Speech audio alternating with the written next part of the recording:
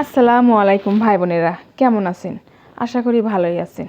আজকে আমি আপনাদের সাথে শেয়ার করব নদীর মাছ দিয়ে দারুণ স্বাদের এক দুর্দান্ত রেসিপি। এই রেসিপিটার জন্য যে জিনিসটা আগে লাগবে সেই জিনিসটা চলেন তুলে নিয়ে আসি। আমি এখন চলে আসি আমাদের বাড়ির পিছনে। কি সুন্দর ওয়েদার, পরানটা জুড়িয়ে যাইতেছে। এই যে আপনারা যে গাছগুলা দেখতে পাচ্ছেন, এগুলাকে বলে মৌলবি কচু। সাধারণত এগুলা চাষ করলেই হয়, এমনি এমনি কিন্তু হয় না। আমরাও দেখুন অনেক চাষ করেছি এগুলাকে কেটে বাড়িতে নিয়ে এসে ভালো করে ধুয়ে নেব। সঙ্গে দুটো আলুও দিয়েছি এর মধ্যে। আর এখানে নিয়েছি নদীর মাছ ধুয়ে। এর মধ্যে দিয়ে দেবো সামান্য একটুখানি লবণ, আর দেবো ধান্যে গুঁড়ি, দিয়ে দেবো একটু হালদির গুঁড়ি, আর দেবো লাল লঙ্কার গুঁড়ি, দিয়ে ভালো করে ম্যারিনেট করে রেখে দেব। এবার উনুন ধরিয়ে উনুনে একটা কড়াই বসিয়ে তার মধ্যে দিয়ে দেব সর্ষের তেল।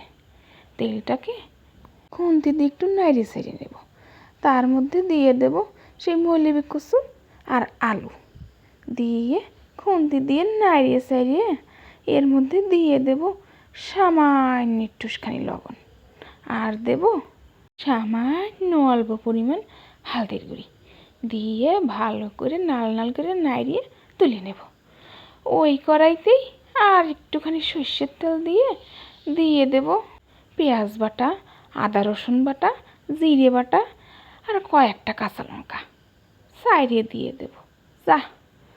লবণ দিয়ে দেব, নাড়িয়ে সাইডে দিয়ে দেব সামান্য একটু হালদির গুঁড়ি, তারপরে দেব লাল লঙ্কার গুঁড়ি, দিয়ে দিয়ে দেবো ধান্যে গুঁড়ি, নাড়িয়ে সাইডে এর মধ্যে দিয়ে দেবো গামলাখানি পানি।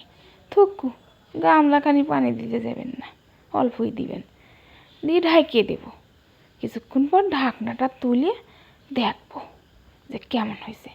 ঝোলটা এরকম শুকিয়ে গেলে, মশলাটা ভালো কষানো হয়ে গেলে এর মধ্যে দিয়ে দেবো ভাজে রাখা আলু কুচু, দিয়ে খুন্তি দিয়ে ভালো করে নেড়ে ছেড়ে নেব। ঝোলের জন্য পানি দিয়ে হালকা বলক উঠলে এর মধ্যে দিয়ে দেব সেই ম্যারিনেট করা নদীর মাছগুলো যদি কষানোর সময় দেন ভাঙে যেতে পারে, তাই ঝোলের উপরেই দিতে হবে, দিয়ে ঢাইকে দিবেন। কিছুক্ষণ পর ঢাকনাটা তুলে দেখব যে কেমন হয়েছে। এই দেখেন ঝোল কিন্তু শুকিয়ে গেছে। এই পর্যায়ে কিছুক্ষণ রেখে দিয়ে দেব দুটো লেবু পাতা একটু ঘেরানোর জন্য। নামিয়ে নিলেই রেডি নদীর মাছের সেরা রেসিপি। এমন একটা রেসিপি হলে আর কি চাই, এক পদেই ভাত সাবার। আজকের মতন এই পর্যন্তই থাক ভাই বোনেরা, আবার একদিন নতুন রেসিপি নিয়ে হাজির হব। আল্লাহ হাফেজ।